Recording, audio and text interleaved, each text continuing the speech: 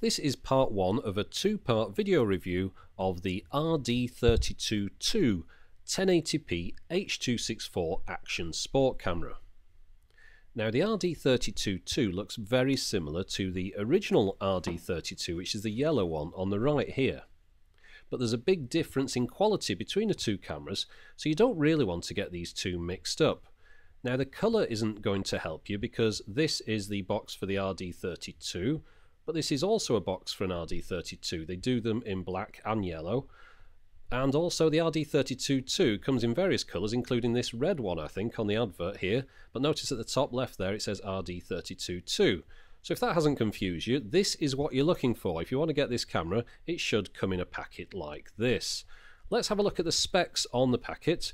Notice there it says Full HD H264, and that's the big thing that we're looking for in this camera. There's some other things there, a 120-degree wide-angle lens and an HDMI out. Some more specs here. If you can see on the left-hand side there, the different resolutions. You've got 720p at 60 frames a second, or 30 frames a second, and then 1080p at 30 frames a second, and also 1440 by 1080 at 30 frames a second. On the back here, you can see there are some accessories that you can get for this camera.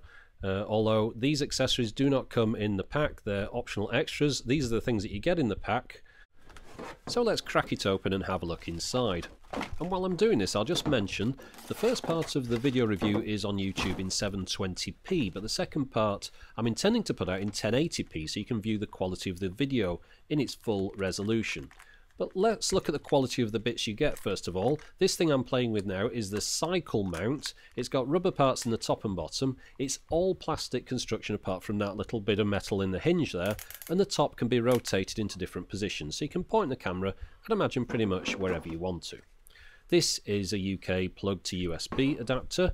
It's got an HDMI full size to mini lead, a little cloth bag to carry it in, a USB A2 micro something or other. I'm not too sure of all the different USB micro standards. There's so many of them. There isn't just the one lead, there's loads of different kinds. So it's one of these, not sure which, but just don't lose that lead because you'll have trouble finding another one, as you will with this one, which is the same USB micro thingamajig to a video and audio phonos. There's an instruction booklet here. It's a very comprehensive instruction booklet. As you can see as I flick through it here, there's lots of pages. I don't think it warrants all those pages, but it is nice and clear anyway. Here's some stats about the data rates, etc., and how much you'll take up on a card. Interesting things on this one. It says here that you can charge it for 3 hours and you get about 2.5 hours worth of recording out of it. And I think that goes down to 1.5 hours if you do it with the torch on the front. I haven't shown you the torch yet, we'll get to that in a minute. Right, so let's have a look at the camera itself. It's got a kind of rubberized coating on the top, and on the bottom here is the mounting device for holding it to that cycle mount. It's slightly different to the old RD32, which had these holes either side so you could hold it on a hat with a strap. This one doesn't come with a strap. It's got 3 buttons on the top and 2 LEDs that can glow different colours. The front of it is quite a bit different to the old one too. You've got a lens at the bottom there and 2 white LEDs above it and a laser in the middle. As you can see on the old one, it's a lens in the middle surrounded by LEDs. On the back here, you've just got 3 things inside the back cap, which I've took off already. You've got the micro SD card slot there, which will take up to 32 gigabytes. You've got the micro HDMI, and you've got that little micro USB out there as well. You'll notice if you've got that lead in there, it does sort of block the other holes. I'll go on about that in a minute. When you plug it in, this little orange light comes on to show that it's charging. That's the cap that I mentioned. It goes in there to hold it and make it waterproof. It's quite difficult to pull that out, which probably is a good thing because you don't want it falling off. And it's quite important it's got a good seal on that so that the water doesn't get in. You notice it's got a loop on there. You could perhaps attach your chain around there or something, but I wouldn't want to hold the camera by that in case it popped off and the whole camera fell on the floor. Let's switch it on. Alright, you can't just tap it like that. You've got to hold it and then the light comes on to show that it's powered up. It's so you can't accidentally switch it on in your pocket. The middle button's the one that starts and stops the recording. The blue light flashing means it's now recording video, and a tap stops that. If you move modes, pressing the bottom one, the next light along is red, and that means it's in photo mode, so every time you tap that middle button you get a photo out of it. Tap the button again. The next mode along is for video playback, so that's when you've got a lead attached to the back. That's a purple one, but it's actually, I think, the red and the blue together.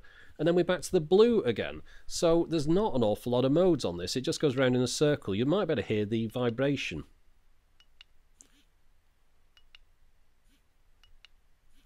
Every time you tap the button it vibrates. It's got a nice little vibration motor in there, which is useful so you know what you're doing. And then the front button is just involved with operating the laser and the torch. So you start off with the laser, the next press gets you the torch on, press it again, the laser comes out again, which is a bit weird.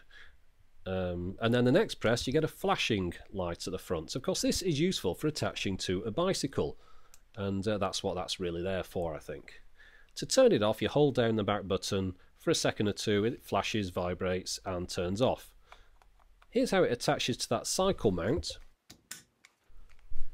It's a good firm fit, the camera doesn't vibrate at all, and as I mentioned before you can point it in different directions, up and down and left and right. To remove it you hold down this little clip here and slide it off forwards. So of course you leave that clip on your bike and take the camera off whenever you need to leave your bike somewhere so you don't get your camera nicked. Right, let's just show you the charging here. So I'll just plug this in here. I want to show you that you can charge and record at the same time. So at the moment we've got it charging and standby. Now it's recording. See the orange light's on as well as the blue one. So that shows it's charging and recording. And then pull the lead out, it's still recording. And then pop it back in. And now it's charging and recording. So that's useful. You can record for ages like that. Right, we'll attach it up to the TV here. I'm going to do it through the AV leads rather than the HDMI. The HDMI, of course, is a lot clearer and lets you do everything in HD, obviously, but it's just easy for me to demonstrate it on this little TV. So I'll switch it on, and as you can see, that pink LED comes on to show it's in video mode, and you can see the live footage from the camera on the television screen here. Now this is something that remote control enthusiasts are very interested in because they like to put these cameras in their planes and then stream live footage to them while they're on the ground. It's quite impressive really. But as you can see here at the top left I'm recording as well as streaming at the same time out of that AV socket. You can also do the same thing through the HDMI socket if you want to. Now the next thing we'll do, we'll hold down the middle button for a second and it gets into the menu. So let's flip through these menus and have a good look at them. The camera is kind of the wrong way up for the buttons, I think. The top's at the bottom and the bottom's at the top. I don't expect to have the lead sort of pointing upwards like that. But anyway, let's look at the menus. First off, resolution. Well, you've got a few different ones here. You've got, I mentioned these before, you've got 1080p, 30 frames a second. And then the next one down is rather weird because it says full HD. That's 1920 by 1080. The other one was 1440 by 1080. And of course 720p 60 and 720p 30. Then you've also got the different qualities, high, medium and low. Obviously you stick everything to high.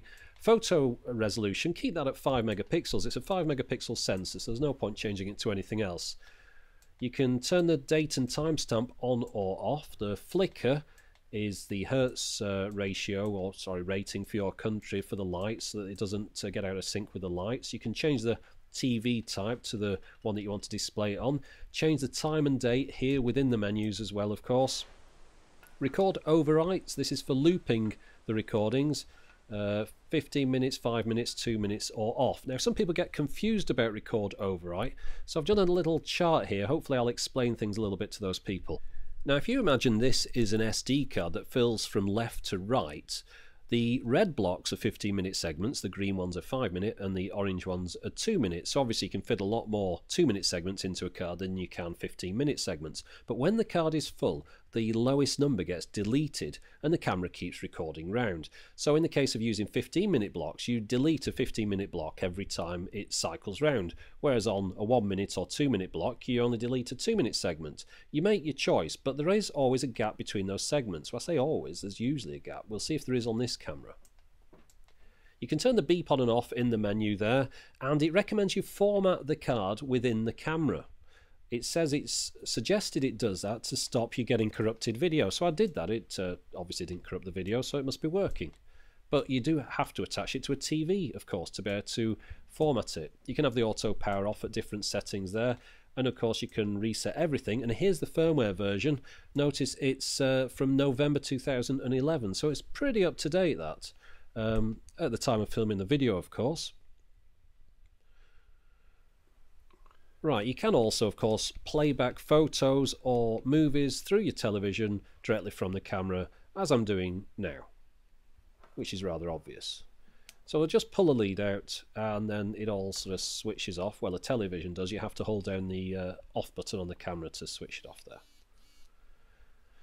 Right, I'll mention something about the HDMI mini lead here.